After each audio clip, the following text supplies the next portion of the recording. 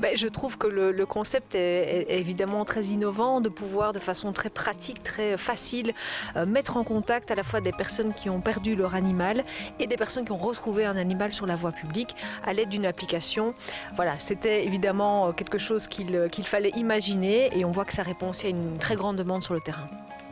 L'avantage, c'est que c'est une application qui est aussi totalement gratuite. Je pense que c'est un élément important pour permettre aux personnes de s'y inscrire.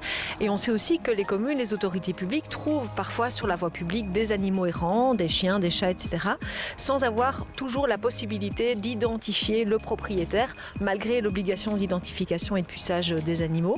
Donc c'est une application qui répond à ce besoin très concret de ramener l'animal à son propriétaire. Et évidemment, c'est tout bénéfice à la fois pour l'animal et pour l'être humain.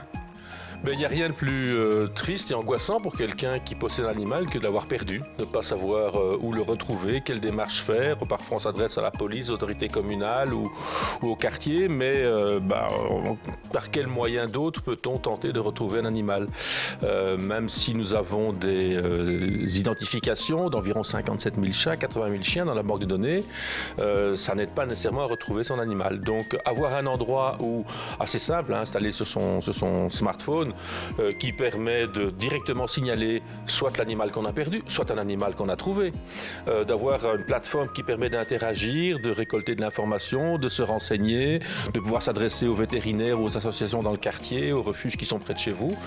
C'est évidemment exploiter la technologie moderne pour la mettre au service du besoin des citoyens de gérer ces animaux perdus. Et ça rend d'excellents services. Les animaux ne connaissent pas les frontières communales.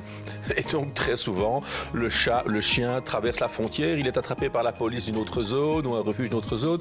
Donc, quand on s'adresse aux autorités communales, on n'a peut-être pas toute l'information. Moi, j'ai eu un jour le cas d'un chat qu'on a retrouvé à Scarbeck, mais qui venait de Grand Bigard.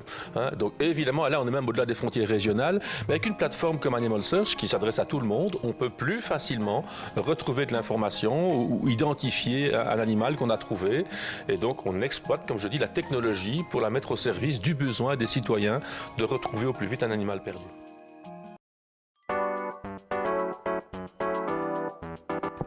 L'idée, c'est d'abord de faire connaître cette application. Donc moi, j'ai souvent l'occasion d'en parler lorsque je fais des visites en lien avec les enjeux de bien-être animal, de faire connaître cette application aux communes, mais aussi aux citoyens. Je pense que c'est vraiment la meilleure façon de fonctionner pour faire en sorte que de plus en plus d'utilisateurs utilisent cette application et qu'on puisse vraiment en faire un outil du quotidien pour le bien-être des animaux.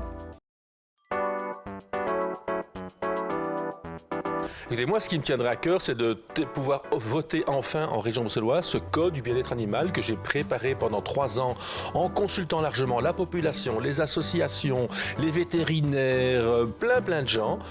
Aussi en consultant toutes les dispositions légales qui existent dans plein de pays occidentaux environnants pour faire, entre guillemets, le choix des meilleures dispositions. Et je crois qu'on a déposé le projet de code du bien-être qui est le plus moderne d'Europe occidentale. Je voudrais qu'après les élections, le Parlement puisse s'en saisir et faire de Bruxelles la capitale du bien-être animal afin qu'on puisse être copié le plus vite possible par d'autres régions, d'autres pays.